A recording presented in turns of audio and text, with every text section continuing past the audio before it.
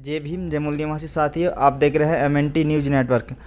अभी हम 2 दिन से शिमला का दौरा कर रहे हैं और खासकर डॉक्टर के.एस. चौहान जो सुप्रीम कोर्ट के सीनियर वकील हैं, वो भी हिमाचल का दौरा कर रहे हैं। अभी शिमला में हैं। आइए हम इनसे जानते हैं कि सर, आप जो दौरा कर रहे हैं, किस तरीके से आप लग रहा है यहाँ का दौरा, फुले अम्बेडकरी आंदोलन से किस तरीके से आप देख रहे हैं, यहाँ के जो लोगों से बातचीत कर रहे हैं आप? यहाँ जो हमारे लोग हैं जो फुले अम्बेडकरी आंदोलन से प्रभावित हैं, लेकिन उनका जो विचार है वो थोड़ा भ्रमित सा लगता है।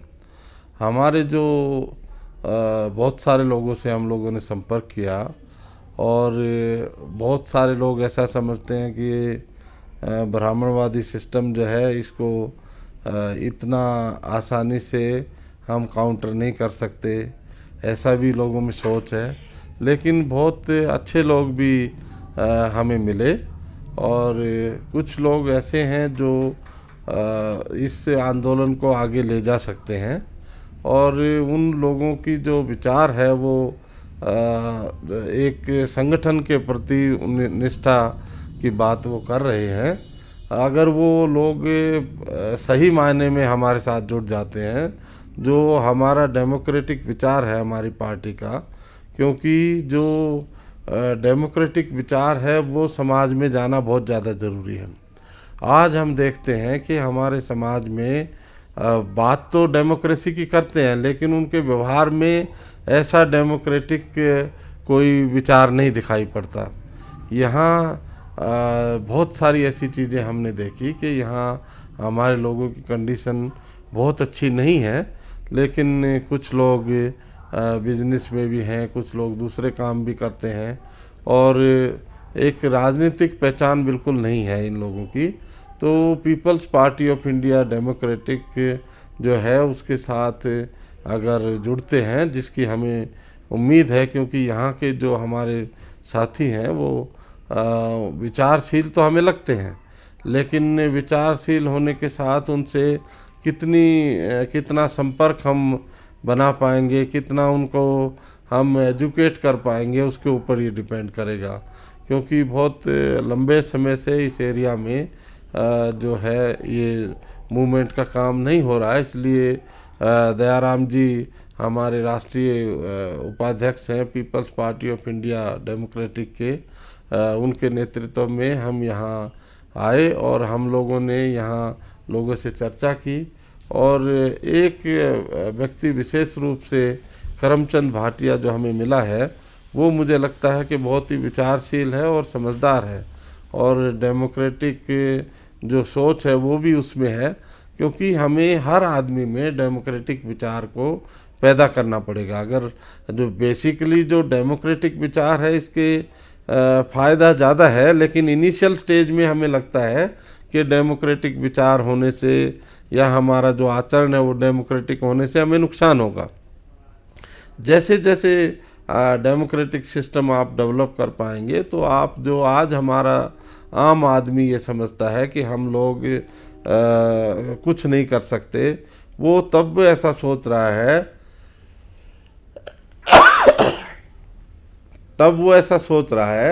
जब उसको ये दिखाई पड़ता है कि आपस में लड़ रहे हैं और ये लड़ने का जो प्रोग्राम है ये सुनियोजित है। जो ब्राह्मणवादी फोर्सेज हैं वो कोई टुकड़ा डाल देती है तो उस टुकड़े के बेसिस पे उनका विचार जो है उसमें अंतर्द्वंद पैदा हो जाता है और उसकी वजह से वो पूरा जो सिस्टम है उसको नकारने की कोशिश करते हैं। लेकिन जो विशेष रूप से बहुजन समाज पार्टी का जो आंदोलन है, उसने जो डेमोक्रेटिक विचार हमारे समाज में जो आना चाहिए उस विचार को नहीं आने दिया, क्योंकि उसमें उसका जो सिस्टम है वो सिस्टम व्यक्तिवादी है और एक व्यक्ति की सुप्रीमेसी के लिए वो काम करता है। वो व्यक्ति कुछ भी कर सकता है। हमारा जो people's party of India democratic है, इसमें इस तरह का कोई विचार नहीं है। इसमें हमारी जो राष्ट्रीय कार्यकारिणी है, नेशनल एग्जीक्यूटिव काउंसिल, वो फैसले करती है और वो फैसले ऐसा नहीं है कि हम एक मेंबर बोलेगा और सब यस यस करेंगे, उस तरह का सिस्टम उसमें नहीं होता है। आज जो हम देख रहे हैं, जैसे केंद्र सरकार को भी अगर हम देखें तो आज बीजेपी के सामने भी संकट ये है कि उनकी कैबिनेट में कोई भी विचार देने वाला आदमी नहीं है, और जब तक दूसरा आदमी अपना पॉइंट ऑफ व्यू नहीं देगा, वो पॉइंट ऑफ व्यू आप उससे डिसएग्री भी कर सकते हैं, लेकिन डिफरेंट पॉइंट ऑफ व्यू आने चाहिए, डिफरेंट विचार आने चाहिए, और उस डिफरेंट विचार के तहत ही आप उस सिस्टम को चेंज कर सकते हैं। ये जो विचार है हमारे लोगों में, डेमोक्रेटिक जो सोच है वो हमने पैदा करनी है। People's party of India democratic का जो मेन और अहम काम है वो हमारे समाज को में एक लोकतांत्रिक व्यवस्था पैदा करना है, और जाति का जो कंसेप्ट है इसको ख़त्म करना है, क्योंकि जाति हमने नहीं बनाई, इसलिए हम मूल निवासी समाज की बात करते हैं। और अगर हम मूल निवासी हो जाते हैं तो जो जातियाँ मूल निवासी समाज का अंग है, चाहे आप उसको पुराने ज़माने के शूद्र अतिशूद्र आप कहेंगे, जो बाद में आपके SC ST OBC जो हुए उनको आप कहेंगे, तो उनको इंटीग्रेट करने का और कोई साधन नहीं है। इसलिए जो schedule caste, schedule tribe, backward classes के जो लोग हैं उनको लोकतांत्रिक पद्धति के तहत इकट्ठा होना चाहिए। उनके जो अपने जो लोग हैं उनको ये विचार देना चाहिए कि हमें फ़ायदा किस में है। अल्टीमेटली जो सिस्टम चल रहा है, इस सिस्टम में सारी जो प्रॉब्लम हम फेस कर रहे हैं वो इसलिए कर रहे हैं कि हमारा एक आदमी है, वो एक आदमी करप्ट हो जाता है, वो एक आदमी किसी वजह से हमारे बीच में नहीं रहता है, तो हमारा पूरा विचार ख़त्म हो जाता है। इसलिए हम एक ऐसा सिस्टम बनाना चाहते हैं जो इंस्टीट्यूशनलाइज हो, जिसमें संस्थागत नेतृत्व होगा, उसमें आप प्रेसिडेंट भी हैं तो भी आप सर्वे सर्वा नहीं हैं, जो दूसरे कार्यकारिणी के सदस्य हैं, दूसरे उपाध्यक्ष हैं, नेशनल ऑर्गेनाइजिंग सेक्रेटरी हैं, नेशनल सेक्रेटरी जनरल है, और दूसरी जो पोस्टों के लोग हैं वो भी उतने ही महत्वपूर्ण हैं। अभी हमारे जो पार्टी है उसके अध्यक्ष हेमराज सिंह पटेल जी हैं, और वो बहुत अच्छा काम कर रहे हैं, लेकिन उनको भी अगर हमारे जो दूसरे साथी एडवाइस ठीक से नहीं करेंगे तो हमें रिजल्ट नहीं मिलेगा। रिजल्ट लेने के लिए और समाज में रिजल्ट देने के लिए, हम केवल अपने लिए रिजल्ट नहीं चाहते, समाज में भी ऐसी व्यवस्था होनी चाहिए कि समाज के जो दबे कुचले जो लोग हैं वो ये समझ सकें कि हमारी भी तरक्की हो सकती है। आज इस सरकार ने नौकरियां ख़त्म कर दी हैं क्योंकि वो प्राइवेटाइजेशन का एक कंसेप्ट ले आए हैं, और वो प्राइवेटाइजेशन का कंसेप्ट हम केवल बीजेपी को ब्लेम नहीं कर रहे, उसके लिए हम कांग्रेस को भी उतना ही ब्लेम कर रहे हैं।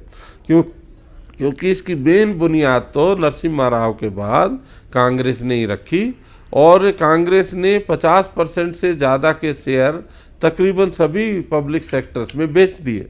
अब जो बीजेपी है वो बाकी बचे बेचना चाहती है, तो ये बेसिकली पब्लिक एम्प्लॉयमेंट में जो शेड्यूल कास्ट, शेड्यूल ट्राइब और बैकवर्ड क्लासेज के जो लोग हैं उनका रिप्रेजेंटेशन ख़त्म करने का एक नया इन्वेंशन है। हमारे एक साथी है, उन्होंने एक किसी आदमी से चर्चा की तो उसने कहा कि भाई ये प्राइवेटाइज क्यों कर रहे हो, कि यार वैसे तुम हमारी जो रिजर्वेशन है तुम्हारी हम ख़त्म नहीं कर सकते।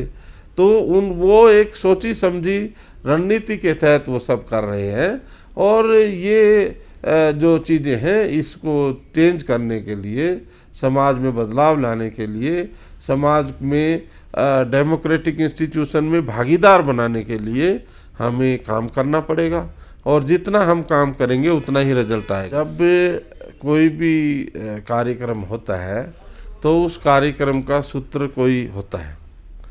ये जो कार्यक्रम था, ये ज़्यादातर जो लोग उससे जुड़े हैं वो ऐसे लोग थे जो अपर कास्ट का वर्चस्व देखना चाहते हैं, और ये नौकरियां जो ख़त्म हो रही हैं ये कोई schedule caste, schedule tribe, backward class के आदमी तो ख़त्म नहीं कर रहे, ना पॉलिसी बनाना उनके हाथ में है, तो पॉलिसी वही बना रहे हैं और उसके लिए संगठित भी वही कर रहे हैं।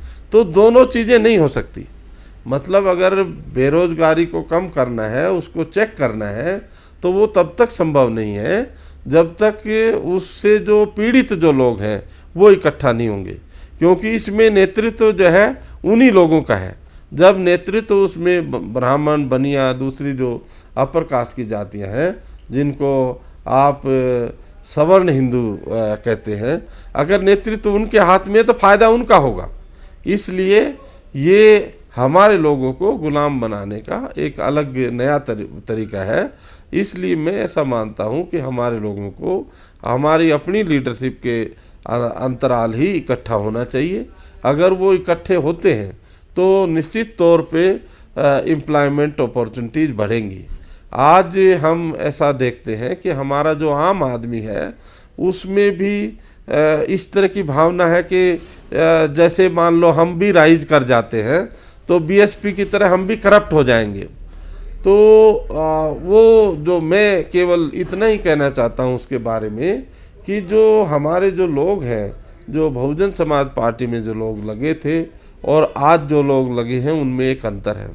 वो एक व्यक्ति के पीछे लगे थे, उसमें संगठन नाम की कोई बहुत बड़ी चीज़ नहीं थी, उसमें व्यक्ति था, उसका ओरिएंटेशन हुआ। वो व्यक्ति को मान लो दूसरे जो लोग हैं उन्होंने खरीद लिया या उन्होंने उसको प्रभावित कर दिया, तो उसके बाद वो पूरा मूवमेंट धराशायी हो गया। तो ये जो प्रेजेंट मूवमेंट है, इसमें एक आदमी का वर्चस्व नहीं है, और दूसरा इसमें हमने schedule caste, schedule tribe, backward classes को बराबर की भागीदारी दी है। पहले इसमें शेड्यूल कास्ट के अध्यक्ष थे, अभी हमने बैकवर्ड क्लास कैटेगरी के जो हैं हमारे साथी हेमराज सिंह पटेल, उनको अध्यक्ष बनाया है। तो ये केवल दिखाने के लिए नहीं है कि हम बैकवर्ड क्लास भी हमारे साथ है, और ये जो पूरा जो सिस्टम है इसको इकट्ठा करना है। इसको इकट्ठा करने के लिए केवल मूल निवासी बहुजन समाज एक विचार है जिसके तहत हमें इकट्ठा होना पड़ेगा। और ये शेड्यूल कास्ट, बैकवर्ड क्लास कोई हमारी बनाया हुआ स्टेटस नहीं है। ज़्यादातर लोगों का जो सिस्टम है वो जिस तरह से काम करते हैं, वो पूरा सिस्टम इसके ऊपर आधारित है कि कैसे वो अब पावर को कंसंट्रेट करें। यहाँ इस तरह का कंसंट्रेशन ऑफ पावर का कंसेप्ट नहीं है, और इसमें आम कार्यकर्ता भी उतना ही महत्वपूर्ण है जितना कि कोई ऑफिस होल्डर है। इसलिए ये जो पार्टी है ये एक नया विचार है, और मुझे लगता है कि हिमाचल प्रदेश के लोग इसको एक्सेप्ट करेंगे, अडॉप्ट करेंगे, और ये काम आगे बढ़ेगा। किस तरीके से आप हिमाचल में पीपल्स पार्टी को बढ़ाएंगे? क्या रणनीति रहेगी आपकी आगे की? किस तरीके से आप हिमाचल में मजबूती से पीपल्स पार्टी की पकड़ बना पाएंगे? हिमाचल में people's party of India democratic की पकड़ बनाने के लिए हम यहाँ के लोकल लोगों को लोकतांत्रिक तरीके से हम यहाँ पे लोकतांत्रिक तरीके से यहाँ के लोगों को लीडरशिप देंगे, और हमारी राष्ट्रीय कार्यकारिणी का उसके ऊपर सुपरविज़न होगा। क्योंकि जो लोग ट्रेंड नहीं है उनको हम ट्रेनिंग भी देंगे। हमारे पास जो है ट्रेनिंग का कंसेप्ट हमने डेवलप किया हुआ है, और पॉलिटिक्स में ट्रेनिंग की बहुत ज़्यादा ज़रूरत है। हमारे जो साथी हैं उन लोगों को केवल वो एमपी एमएलए बनना चाहते हैं। हम एमपी एमएलए नहीं बनेंगे ऐसा हम नहीं विचार दे रहे हैं, लेकिन उनको ट्रेंड होना चाहिए। अगर वो एमपी एमएलए नहीं भी हैं तब भी उनको काम करने का तरीका आना चाहिए। ये विचार हम उन लोगों में पैदा करेंगे, और हिमाचल के लोग बहुत ही विचारशील हैं, लेकिन जो भी लीडरशिप जहाँ होती है उस लीडरशिप में जिसको डेवलप किया जाता है वो ऐसा आदमी किया जाता है जो ब्राह्मणवादी सिस्टम को ज़्यादा बेनिफिट करे। तो ये हमने ढूंढना है कि कौन कौन जो है मूल निवासी विचार को, ज्योतिबा फुले, बाबा साहब डॉक्टर अम्बेडकर के विचार को आगे बढ़ा सकता है। उसके लिए हम काम कर रहे हैं, और मुझे लगता है कि हिमाचल में हम बहुत अच्छी सक्सेसफुल रहेंगे। धन्यवाद।